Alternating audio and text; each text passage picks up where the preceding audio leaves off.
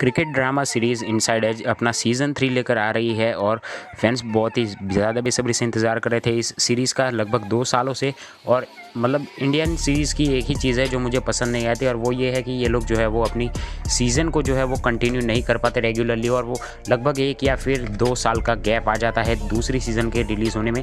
Inside as इन्हीं एक series में से है जो कि बहुत ही ज़्यादा पॉपुलर हुई, और स्पेशली इसका जो कंटेंट है वो मुझे बहुत ही ज़्यादा पसंद आया, क्योंकि इसकी तरह की जो क्रिकेट ड्रामा सीरीज़, और स्पेशली जब ये अमेज़न प्राइम के ऊपर रिलीज़ होने वाली first ever Indian web series थी, तो फिर ये कहीं ना कहीं बहुत ही ज़्यादा इम्प्रेस करके गई है मुझे। और मैंने इसकी फर्स्ट सीज़न तो इसके रिलीज़ के टाइम पे नहीं देखी थी, लेकिन जब इसकी सेकंड सीज़न आई तब मैंने इसकी फर्स्ट और सेकंड दोनों को साथ में देख लिया। और सेकंड सीज़न के एंड में जो क्लिफ हैंगर था उसके हिसाब से सीज़न 3 के लिए वेट करना बहुत ही ज़्यादा इम्पॉसिबल हो रहा था। लेकिन यहाँ पर फाइनली अमेज़न प्राइम वीडियो ने इसकी थर्ड सीज़न का ट्रेलर जो है वो रिलीज़ कर दिया है, और इसी ट्रेलर के बारे में मैं आपको डिटेल में बताने वाला हूँ। ट्रेलर की 1 बाय 1 जितने भी सीक्वेंसेस हैं उनको थोड़ा बहुत एक्सप्लेन करने वाला, तो इसके अंदर स्पॉयलर्स रहने वाले। 1 बाय 1 जो है वो इन सीज़न की सीक्वेंसेस को, ट्रेलर को मैं जो है वो एक्सप्लेन करने वाला, तो फिर हो सकता है आपका शो जो है वो थोड़ा बहुत स्पॉयल हो जाए। तो फिर आप सब लोग प्लीज़ स्पॉयलर्स के ध्यान में रखते हुए ही आगे वीडियो को कंटिन्यू करना। So without wasting any further time, hello YouTube, you are watching mister theory और मैं हूँ डीजे। So let's begin. इस ट्रेलर की ओपनिंग सीक्वेंस में ही हम देखते हैं कि भाई साहब और विक्रांत जो है वो फ़ोन के ऊपर बात कर रहे हैं, और भाई साहब विक्रांत को ऑफ़र करते हैं कि तुम्हें मैंने सगे भाई की तरह पाला है, और विक्रांत कहता है कि सब पाला तो कुत्तों को भी जाता है भाई साहब। और यहाँ पर विक्रांत को जो है वो भाई साहब ऑफ़र देते हैं कि तुम वापस आ जाओ, तुम्हें मतलब कुछ प्रॉब्लम नहीं आएगी। लेकिन विक्रांत कहता है कि अगर मैं आपका कुछ नहीं बिगाड़ सकता तो फिर आप मुझे ये ऑफ़र नहीं देते। और उसके बाद भाई साहब पूछते हैं कि विक्रांत तुम्हें क्या चाहिए, तो फिर विक्रांत कहता है बदला, जो कि इस ट्रेलर का बहुत ही ज़्यादा गूज़बम्स वाला मोमेंट बन जाता है, क्योंकि यहाँ पर फाइनली विक्रांत और भाई साहब का फेस ऑफ हमें देखने को मिलने वाला है। साथ में यहाँ पर विक्रांत के साथ ज़रीना मलिक का भी सपोर्ट रहने वाला था। फिर ये मतलब बहुत ही ज़्यादा एंटिसिपेटेड बैटल बन जाता है। अब बात करते हैं नेक्स्ट सीक्वेंस की, जहाँ पर हमें बहुत ही ज़्यादा फास्ट जो है वो पिक्चर्स फ्लैश होती हुई देखने को मिलती है, और जहाँ पर विक्रांत और भाई साहब की ओरिजिन भी हमें दिखाई जा सकती है, जिसके अंदर हो सकता है कि विक्रांत और भाई साहब की मुलाकात कैसे हुई, उन दोनों का मतलब रिलेशन किस टाइप का था, वो सारी डिटेल्स हमें इस सीज़न के अंदर दिखाई जाए, ऐसे चांसेस बन जाते हैं। उसके बाद यहाँ पर आता है एक इमेज जिसके अंदर हम भाई साहब को अपने दूसरे लेग के साथ खड़ा हुआ देखते हैं। मोस्ट लाइकली यहाँ पर ऐसे चांसेस बन जाते हैं कि जो उनका राइट लेग था, जो कि एक्चुअली में एक मशीन लेग था जो कि हम सीज़न 2 के अंदर देख रहे थे, उसको यहाँ पर उन्होंने रिप्लेस कर दिया एक ह्यूमन लेग के साथ। ऐसे चांसेस है, और इस तरीके का मेरा अजम्पशन है। अब क्या होता है ये तो हमें सीज़न के अंदर ही देखने को मिलने वाला है। उसके बाद नेक्स्ट सीक्वेंस के अंदर हमें देखने को मिलता है कि ज़रीना मलिक, जो कि रिचा चड्ढा प्ले करती है, वो हमें देखने को मिलती है एक लिस्ट की तरफ देखते हुए, और वो लिस्ट होती है ICB के प्रेसिडेंट्स की।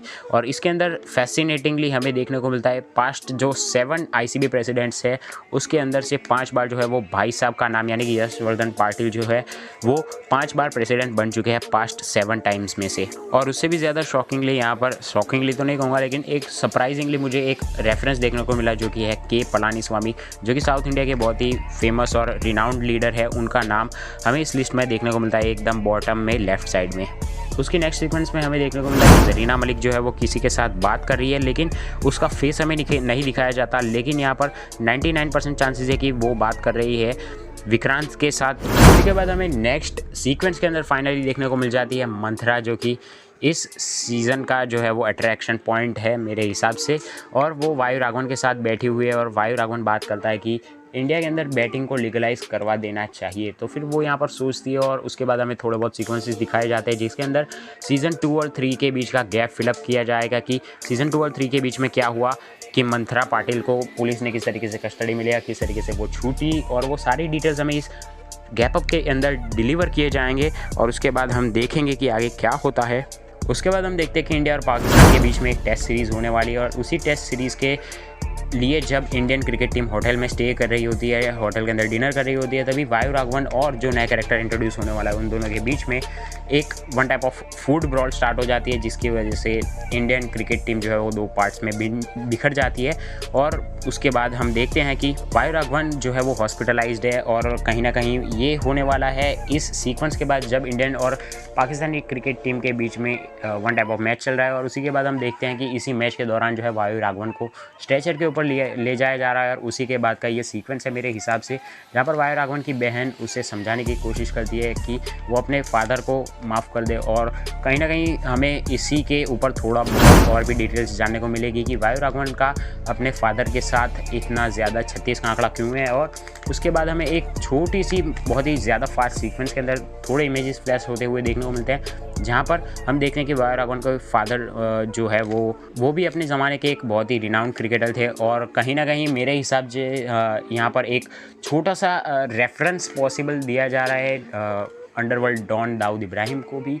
कहीं ना कहीं मतलब इस बारे में तो मैं श्योर बिल्कुल भी नहीं हूँ, लेकिन 99% चांसेस है कि ये जो है वो पास्ट का सीक्वेंस होगा, जब 1980s और 1990s के अंदर इंडिया पाकिस्तान के मैचेस हुआ करते थे उस टाइम का सीक्वेंस होगा। और कहीं ना कहीं दाऊद इब्राहिम का जो है वो इन्वॉल्वमेंट होता हुआ हमें देखने को मिलेगा वायु राघवन के फादर के साथ। और उसी वजह से यहाँ पर उसने कोई मैच फिक्स की होगी या फिर ऐसा कुछ सीक्वेंस हमें देखने को मिलेगा, मैं इस बारे में बिल्कुल भी श्योर नहीं हूँ। ये एक टोटली वर्किंग थियोरी है मेरे हिसाब से।